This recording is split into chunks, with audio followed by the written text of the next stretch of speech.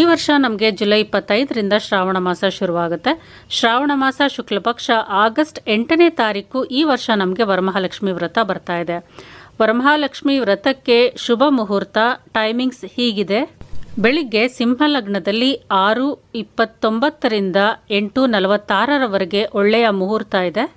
ಈ ಟೈಮಿಂಗ್ಸ್ ಮಧ್ಯೆ ನೀವು ಕಳಶ ಸ್ಥಾಪನೆ ಮಾಡಿಕೊಂಡು ವರಮಹಾಲಕ್ಷ್ಮಿ ವ್ರತ ಪೂಜೆಯನ್ನು ಸಲ್ಲಿಸಿದ್ರೆ ರಾಜಯೋಗ ದೊರೆಯುತ್ತೆ, ಶುಭ ಲಾಭಗಳನ್ನು ಪಡ್ಕೋಬಹುದು.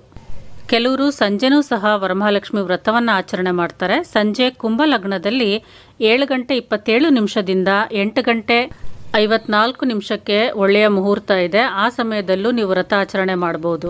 ಆದಷ್ಟು ವರಮಹಾಲಕ್ಷ್ಮಿ ವ್ರತವನ್ನ ಬೆಳಗಿನ ಮುಹೂರ್ತದಲ್ಲೇ ಮಾಡಿ ತುಂಬಾನೇ ಒಳ್ಳೆಯದು. ಲಕ್ಷ್ಮೀ ಪೂಜೆಯನ್ನ ಯಾರು ಬೇಕಾದರೂ ನೆರವೇರಿಸಬಹುದು. ಕಳಶ ಸ್ಥಾಪನೆ ಮಾಡುವ ಪದ್ಧತಿ ಇಲ್ಲದೆ ಇರುವಂತವರು ಲಕ್ಷ್ಮಿ ಫೋಟೋ ಅಥವಾ ವಿಗ್ರಹಕ್ಕೆ ಪೂಜೆಯನ್ನ ಸಲ್ಲಿಸಬಹುದು. ಸುಮಂಗಲೆಯರು ಈ ಪೂಜೆಯನ್ನ ಮಾಡೋದ್ರಿಂದ ಮನೆ ಯಜಮಾನರ ಆಯುಸ್ಸು ಆರೋಗ್ಯ, ಮಕ್ಕಳ ಆರೋಗ್ಯ ವೃದ್ಧಿಯಾಗುತ್ತೆ. ಮನೆಯಲ್ಲಿ ವರ್ಷಪೂರ್ತಿ ಧನಕನಕ ಸಂತೋಷ